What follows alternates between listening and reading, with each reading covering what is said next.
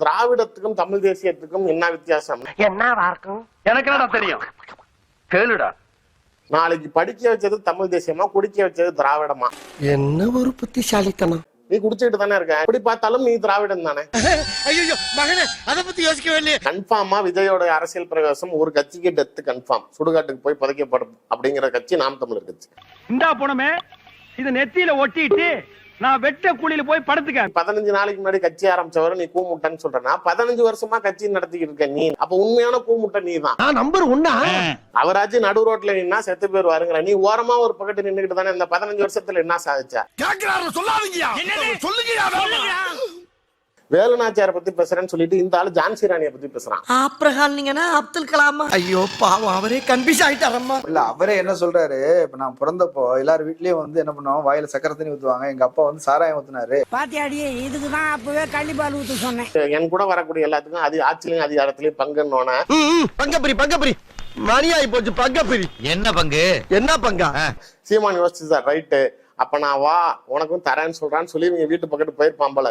White rice Vellachami வந்திருக்கு, ஏதாவது போடுங்க. ஒண்ணுமில்ல போடா. ஓ உன்னை எவன் கூப்பிட்டான் போய் அந்த பக்கத்து உன்னை லிஸ்ட்லயே இல்ல.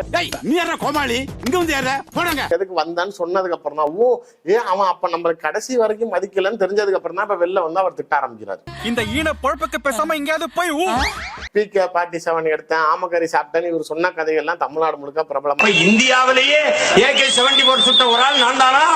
உருட்டு நீ உருட்டு. மென்டல் டிப்ரெஷன்ல இருக்கிறதுனால நாளைக்கு நான் அதிபர் ஆயிருவேன், நான் பிரதமர் ஆயிருவேன், நான் தான் இந்த மண்ணை ஆள போறேன். 1000 பேரை பாத்துருக்கிறேன், ஆனா உன்ன மாதிரி ஒரு டுபா கூட நான் பார்த்ததே இல்ல. இப்படி சில விஷயங்களை நம்பி கூட இருக்கிற பைத்தியங்களையும் நம்ப வச்சு பைத்தியம் முடிச்ச நாயே, ஏன்டா என்னையும் பைத்தியக்காரனாக்குற? என்ன கொள்கையாக இருந்தாலும் சரி, என்ன விமர்சனம் செய்தாலும் சரி, 1000 தான் இருந்தாலும் விஜய் என் தம்பின்னு பேசியவர். 1000 இருந்தாலும் அவன் என் தம்பி, நான் எப்பவும் ஆதரிப்பேன். அவன் என்னை எதிர்த்தே வேலை செஞ்சாலும் ஆதரிப்பேன். நீ தானடா சொன்ன? ஆமா, நான் தான் சொன்னேன். நான் கருவிலேயே நாளைக்கு என் எதிரி யாருன்னு நான் முடிவு செஞ்சுட்டு பிறந்தவன். உங்க வாய் உங்க உருட்டு, நீங்க உருட்டுறீங்க. நாளைக்கு என் கொள்கைக்கு எதிராக இருந்த பெற்றோர்களா இருந்தாலும் எனக்கு எதிரி தான் பேசுறவன். ரெண்டுமே ஓன் டயலாக் தான் சாமி. என்னடா டயலாக் இது?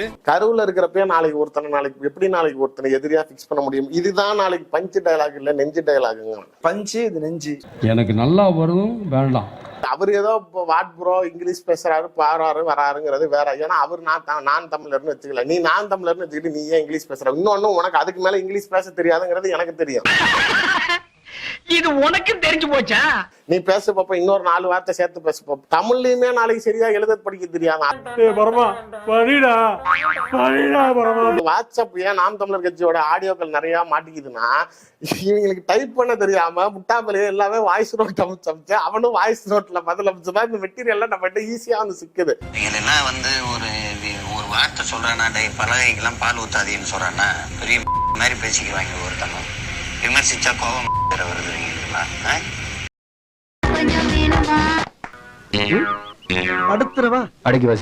இவங்களுக்கு டைப் பண்ண தெரியாம முட்டாமலே எல்லாமே வாய்ஸ் நோட் அமைச்சு அவனும் வாய்ஸ் நோட்ல பதில் அமைச்சுதான் இந்த மெட்டீரியல் நம்ம ஈஸியா வந்து சிக்குது. நக்கல் பண்றீங்க நீ.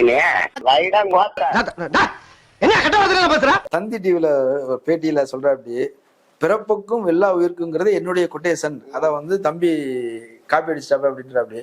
அண்ணா அது திருவள்ளுவர் சொன்னது. என்ன சிரிப்பு ராஸ்கல். விஜய் வந்து சீமான லெஃப்ட் ஹேண்ட்ல டீல் பண்றாரு. ரசிகர்கள் எல்லாம் அவனை பேசாதீங்க, அது ஏதோ பைத்தியம், விட்டுட்டு போங்க, கடந்து போங்க, அவருக்கு பதில் சொல்லாதீங்கிறாரு. விஜய் வந்து சீமான லெஃப்ட் ஹேண்ட்ல டீல் பண்றாரு. ஏதோ பைத்தியம், விட்டுட்டு போங்க.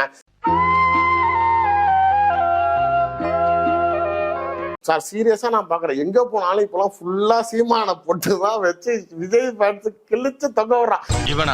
இவனை விட அவன் இன்னும் கேவலமா இருப்பான். இந்த அவமானம் உனக்கு தேவையா? இவங்களுக்கு தேவைதான் அது.